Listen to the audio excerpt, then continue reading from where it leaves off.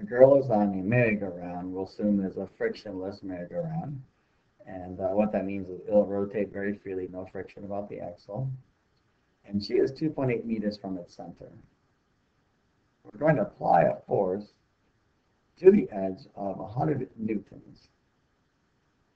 So we'll draw that in there, 100 newtons. Okay, and that'll be, I guess, perpendicular to the radius, okay, or simply tangential to the outside. And our job is to figure out what the acceleration of this rotating platform or merry-go-round would be. Okay, well, we need to get the moment of inertia for the disk.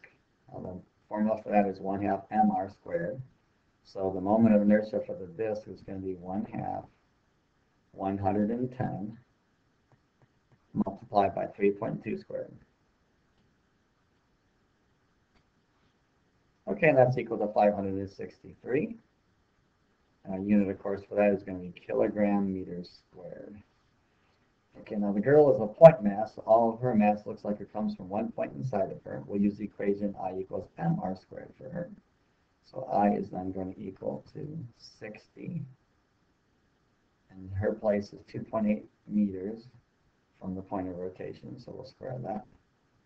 And her moment of inertia is going to be 470. And that would be kilogram meters squared.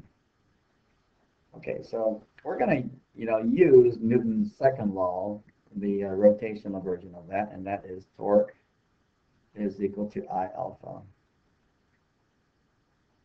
So the magnitude of the torque is equal to the product of the moment of inertia and the angular acceleration. Well, remember that torque is force times distance. So if we're putting a force of 100 newtons to the edge, the distance of the point of rotation will be the radius of this plank or this platform. So the torque on this is then going to be 100, and we'll multiply that by 3.2. And that will set the equal to I alpha. Well, the I, moment of inertia, will be the total between the rotating platform, okay, and the girl. So I'll add those two together. So 563 plus 470, and that'll be times alpha.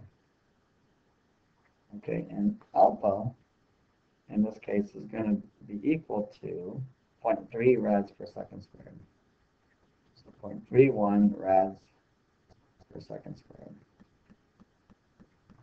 So she will now begin to accelerate. Now, what if we wanted to find out how fast is she moving in 10 seconds? So we want to find the new angular velocity after 10 seconds. So I'll just say omega 2 is equal to 0 because she does start from rest. Okay, plus 0.31. We'll multiply that by 10. And omega 2 is then equal to 3.1 rads per second. So